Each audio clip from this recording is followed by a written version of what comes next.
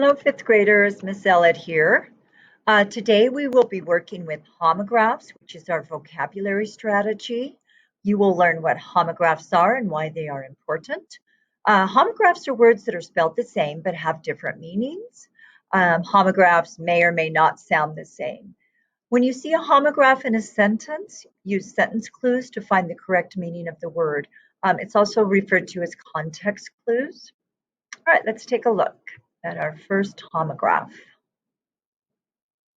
All right, we are going to be using context clues or sentence clues to figure out the meaning of the homograph dove or dove.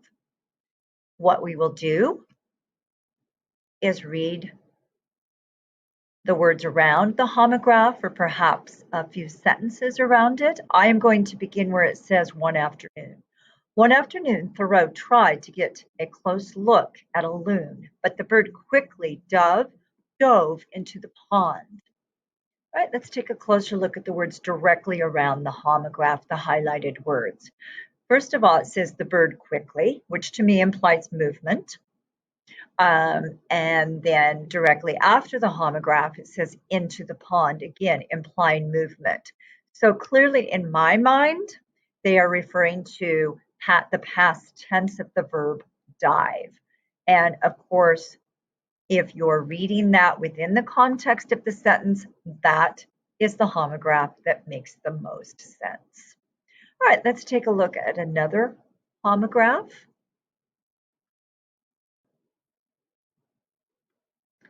Next, we have the homograph highlighted in the sentence. It could be wind or wind. Of course, wind is produced by air movement, and wind is a motion of turning something completely or repeatedly. All right, let's take a look at the context clues or sentence clues. At length, he uttered one of those prolonged howls, as if calling on the god of the loons to aid him, and immediately there came a wind from the east and rippled the surface and filled the whole air with misty rain, and I was impressed. So I'm just going to take a look again at the words directly around the homograph, wind or wind. It said there came, so that implies maybe some movement, and from the east would imply direction. And then it says rippled the surface, which implies some movement. So I'm thinking, of course, this is going to be wind, which is air flow. Right? Let's take a look at our next homograph. Moles. Okay, when I think of the word moles, I think of animals, I think of spies, and I think of maybe a little spot on skin. So let's take a look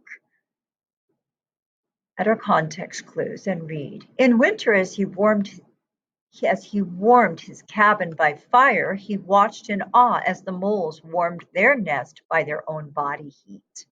He understood forest life as never before. Well, I'm seeing a few context clues in there, and I clearly determined that they're referring to burrowing animals. First of all, they speak of nest. Burrowing animals do have a nest. Body heat refers to something living, and forest life would also refer to something living. All right, well, that does it for the lesson today. What you need to do is go to your Wonders to-do list. You will have additional exercise or activity posted for you to do, and so you gain further understanding of homographs. You have a great day.